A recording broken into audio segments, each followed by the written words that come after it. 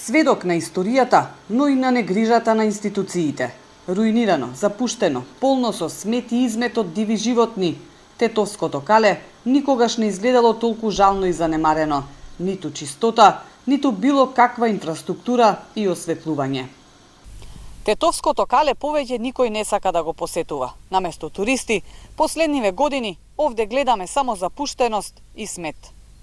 Калето е идеално место за секојдневно движење и рекреација, но тука многу ретко да се види некој посетител. Зија Јонузовски е искусен планинар и често го посетува местово. Жали што го гледа во ваква состојба, но вели пари има, ама не и волја да се реставрира и оживее.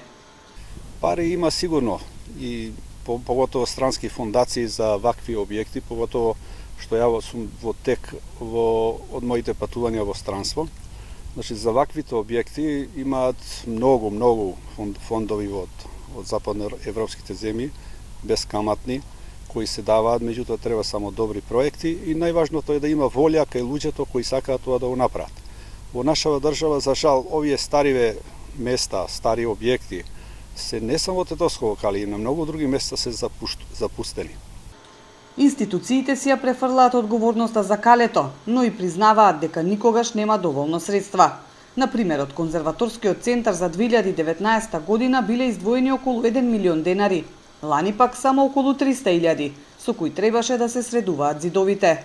Ова значајно археолошко наоѓалиште се наоѓа на само неколку километри од градот. Со малку волја кај надлежните да се зачува и негува историјата, местото може да ги врати туристите како некогаш, а не да биде оставено на забот на времето.